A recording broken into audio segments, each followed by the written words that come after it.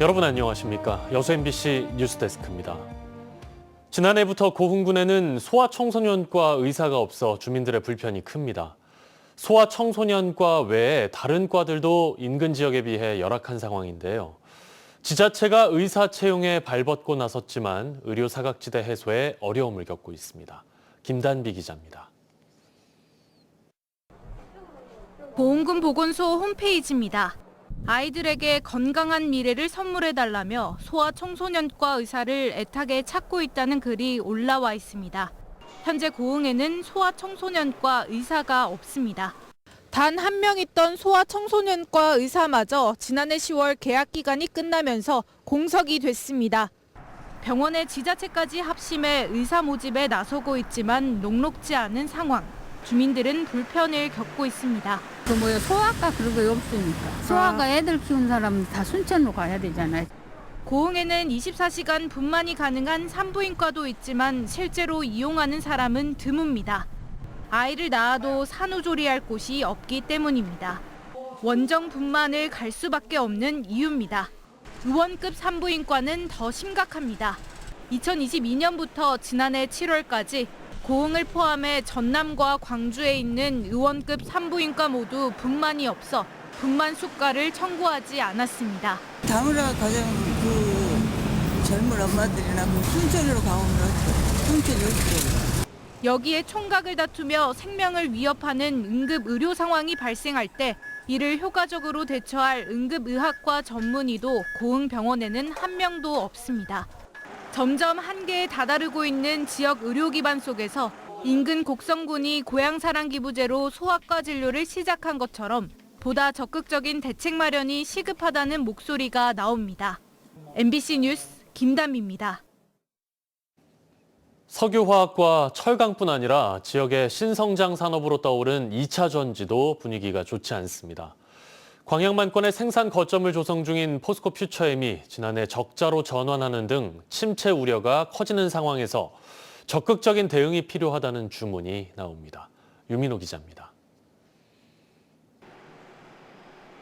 2차 전지 산업이 침체를 겪는 건 전기차 수요가 부침을 겪어서입니다. 일시적 수요 정체, 지난해부터 즉 캐즘이 이어졌고 미국 트럼프 정부가 전기차 확대에 부정적인 입장입니다. 배터리 완제품은 물론 안에 쓰이는 소재를 공급하는 기업도 실적의 직격탄입니다. 광양만권이 핵심 생산 거점인 포스코 퓨처엠은 지난해 4분기 적자로 돌아섰습니다.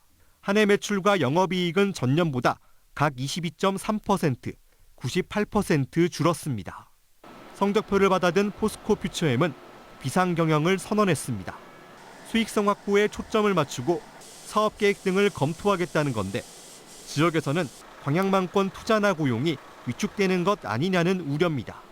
전라남도와 광양시 등 자치단체가 적극적인 대응에 나서야 한다는 주문이 나옵니다. 판매가 저조하다 보니까 생산량을 줄일 거 아닙니까? 거기와 관련된 하청업체들 이런 부분들은 더 수요가 더 약해지는 거거든요. 그래서 하청업체들이나 노동자들에 대해서 피해가 있지 않나 이런 것도 좀 살펴볼 필요가 있지 않나.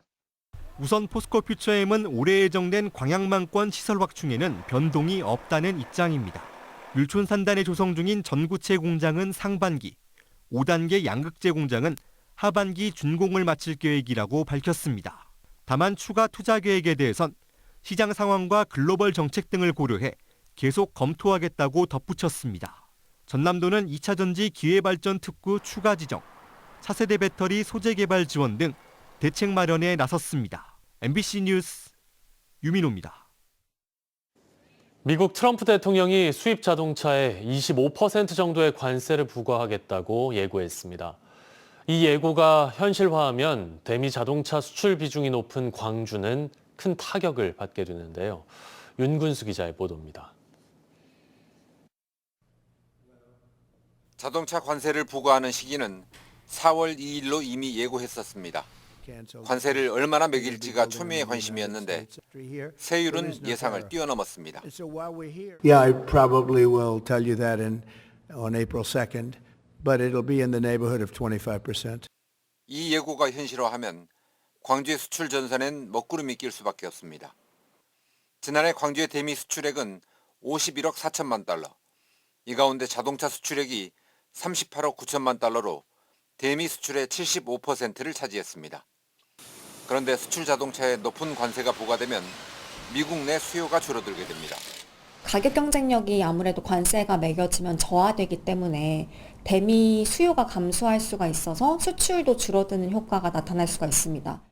관세 폭탄을 피하기 위해 트럼프의 의도대로 미국 현지 생산을 늘리면 광주의 생산과 수출이 감소할 수 있습니다.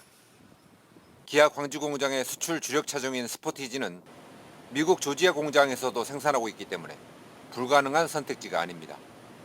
만약 기아차가 물량 조정에 나선다면 선택지가 없는 부품 협력업체들은 더 큰 위기를 맞습니다. 생산과 고용 감소, 이에 따른 내수 부진 등 지역 경제의 연쇄적인 파장도 불가피합니다. 기아는 일단 관세에 따른 파급 효과를 예의주시하고 있다면서 정부의 역할을 기대하고 있습니다. 그러나 정상 간의 협상을 선호하는 트럼프의 외교 방식으로 볼 때 내란과 탄핵 정국 속에 빠진 우리의 상황은 결코 낙관적이지 않습니다. MBC 뉴스 윤문수입니다. 제22 서경호의 침몰 원인을 밝히기 위해 여수해양경찰서가 선사 사무실 등을 압수수색했습니다. 해경에 따르면 어제 부산 서구에 있는 제22 서경호 선사 사무실 등 4곳과 관련 대상자를 압수수색하고 사고 원인을 수사하고 있습니다. 지난 9일 여수 거문도 인근 해상에서 139톤급 제22 서경호가 침몰해 현재 5명이 사망하고 5명이 실종됐습니다. 김영록 전남지사가 광주시가 광주공항 국제선 임시 운항을 정부에 건의하는 것에 찬성한다는 입장을 밝혔습니다. 김 지사는 무안국제공항 폐쇄로 여행업계가 대단히 큰 어려움이 있다며 어려움을 덜 수 있다면 반대할 이유가 없다고 말했습니다. 또 강 시장께서 제대로 된 서남권 관문 공항과 공항도시 조성을 위해 정부가 로드맵을 발표해야 한다며 전향적인 자세를 촉구했는데 전남도 생각이 같다고 덧붙였습니다. 임진왜란 당시 첫 3도 수군 통제형을 놓고 여수와 통영이 갈등을 빚고 있는데요. 이런 가운데 이순신 장군이 수군을 지휘했던 국보 진남관이 오랜 공사 끝에 재개관을 앞두고 있습니다. 최황지 기자입니다.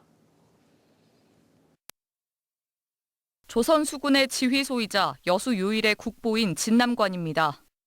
2015년 진남관 해체를 시작한 지 9년여 만에 재개관을 앞두고 하수로 정비 등 막바지 작업에 한창입니다. 뒤틀리고 갈라졌던 건축물은 웅장한 옛 모습을 되찾았습니다. 진남관의 얼굴인 현판 제작에 시간이 걸리면서 당초 이번 달 개관도 미뤄졌습니다. 진남관 현판의 원본은 박물관으로 옮겨지게 되고 새로운 현판이 이곳에 걸리게 됩니다. 현재 공정률은 94%. 올해 상반기에 개관식을 앞두고 있어 시민들의 기대감도 높습니다. 누구든지 내를 찾아오게 되면 진남관이 1순위로 소개를 시켰던 곳이에요. 그것은 이순신 장군 얼이 있고 그에 대한 자부심도 있고. 단층 목조 건물로는 국내 최대 규모. 옛 모습과 제작 방식을 그대로 재현하다 보니 공사 기간은 대폭 길어졌습니다. 보건사업 검토부터 건축물을 해체해 나온 6천여 개의 부재를 모두 조사하고 다시 조립하는 것까지 따지면 13년의 오랜 시간이 걸렸습니다. 해체 수리 결과 상당 부분의 이제 그 보수 범위라든지 보수 방법이란 이런 것들을 다시 구축하게 됐고요. 그런 과정에서 조사 기간이 상당 부분 있었기 때문에 진남관의 개관과 함께 전라좌수사가 진무를 보던 동원의 복원 작업도 본격화할 것으로 보입니다. 여수시는 다음 달 5차 발굴 작업으로 객관적인 자료를 확보한 뒤 내년부터 충무공 이순신의 역사가 담긴 문화 공간을 만들 계획입니다. 동원 복원과 함께 진남관 주변을 호국 문화관광 플랫폼으로 조성하면 충무공 이순신 관련 역사 문화도시 유산과 함께 우리 지역의 새로운 관광 자원이 될 것으로 기대하고 있습니다. 최근 이순신 장군에 대한 역사적 사실을 놓고 지역 간의 공방이 벌어지고 있는 가운데 남아있는 유적지를 체계적으로 보전하고 계승하는 후손들의 움직임이 바빠지고 있습니다. MBC 뉴스 최양지입니다. 여수 낭도 여산마을이 유엔관광청의 대한민국 최우수 관광마을 후보로 선정됐습니다. 낭도는 공룡 발자국과 주상 전리대 등 섬 전체가 하나의 지질 공원인 점과 야영장과 미술길 등 다양한 즐길 거리를 갖춘 점 등이 높은 평가를 받은 것으로 나타났습니다. 유엔관광청은 지속 가능한 지역 관광 개발과 농어촌 인구 감소 등의 문제를 해결하기 위해 지난 2021년부터 최우수 관광마을을 지정하고 있습니다. 금값 고공행진이 이어지면서 순금으로 만든 한평군의 황금 박쥐상이 덩달아 주목받고 있습니다. 17년 전에 제작할 당시에는 27억 원을 투입해 세금 낭비라는 비판을 받았었는데요. 지금은 그 가치가 10배 이상 올랐습니다. 허연주 기자입니다. 황금 옷을 입은 6마리의 박쥐가 금방이라도 눈앞을 스칠 듯 날개를 활짝 펼쳤습니다. 가로 1.5m, 높이 2.1m 크기의 순금으로 만든 황금 박쥐상입니다. 처음 봤죠. 전 박쥐가 황금 박쥐가 있는 줄도 몰랐어요. 기운을 좀 받고 싶어요. 올해는. 멸종한 줄 알았던 황금 박쥐 162마리가 한평의 한 동굴에서 발견된 것을 기념해 지난 2008년 한평군이 제작했습니다. 당시 순금 162kg, 은 281kg 등 27억 원이 투입되면서 예산 낭비라는 지적을 받았던 황금 박쥐상. 최근 금값이 역대 최고치를 경신하면서 현재 황금 박쥐상의 가치는 260억 원대로 뛰어올랐습니다. 지난 주말에만 500명 이상이 다녀갈 만큼 귀한 몸을 찾는 발길도 크게 늘었습니다. 야, 26억도 아니고 260억의 가치가 있다고 하니까 벅차고요. 저 한 마리 정도만. 공값 차이가 너무너무 많이 난다 해서 그래서 보러 왔습니다. 봤는데 너무 놀라기도 한참 놀랐습니다. 금값이 오를 때마다 주목을 받으며 지난 2019년에는 황금 박쥐상을 노리던 3인조 절도범이 붙잡히기도 했습니다.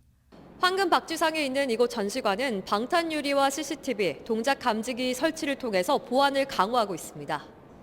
한평군은 오는 4월 황금 박쥐를 주제로 나비 축제를 열고 캐릭터 상품도 출시할 예정입니다. 실제로 저희가 이 황금 박쥐상을 조성했던 계기나 또 이걸 만들 때 그 예술적 가치 같은 것들이 있거든요. 이런 부분들을 더 관람객들이 많이 아시고. 생태계 보존을 기념해 제작된 순금의 황금 박쥐상. 지역의 새로운 관광 자원이 되고 있습니다. MBC 뉴스 허연주입니다. 전라남도가 추진하고 있는 사회기반 시설 사업을 국가계획에 반영하기 위한 결의대회가 오늘 보성에서 열렸습니다. 전라남도는 올해 제5차 국가철도망 구축 계획과 제3차 고속도로 건설 계획 등 대규모 사회기반 시설의 국가계획이 수립되는 만큼 52조 원 규모 핵심 사업 33건이 국가계획에 반영될 수 있도록 건의할 방침입니다. 분야별로 보면 철도는 호남 고속철도 경전선 연결선과 벌교에서 고흥 연결철도 등이 포함됐고, 고속도로의 경우 여수에서 순천과 고흥에서 광주 우주고속도로 등 5개 사업을 추진하고 있습니다. 북서쪽에서 불어온 차가운 공기로 내일도 춥겠습니다. 내일 전남 동부권은 대체로 맑은 가운데 아침 최저기온이 영하 4도, 한낮 최고기온은 6도로 오늘과 비슷하겠습니다. 바다의 물결은 남해서부 앞바다에서 0.5에서 1.5m, 먼 바다에서 1에서 2m로 비교적 잔잔하게 일겠습니다. 여수와 광양 등에서 건조특보가 사흘째 유지 중인 만큼 화재 발생에 각별히 주의하시기 바랍니다. 고흥군이 월 15회 이상 대중교통을 이용하는 주민들을 대상으로 교통비 환급 지원 사업을 추진합니다.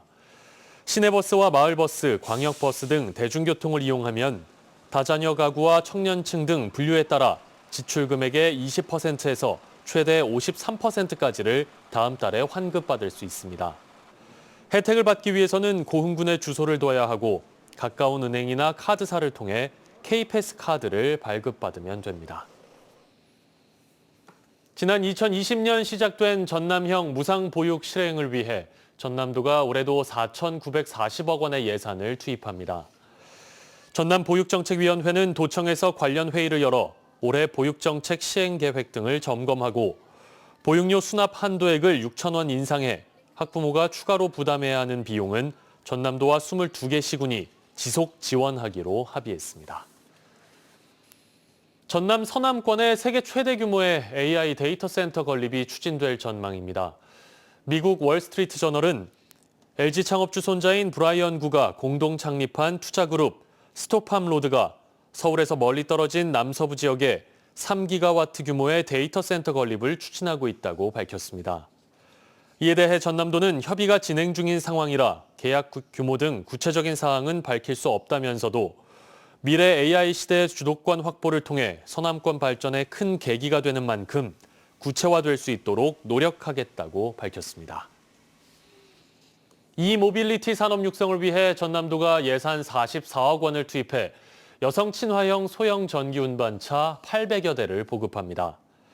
신청 대상은 도내 여성과 고령의 농업인 등으로 각 시군별 신청 기간에 맞춰 주소지 읍면에 신청하면 판매 가격의 최대 70%인 400만 원까지 구매 비용을 지원받을 수 있습니다.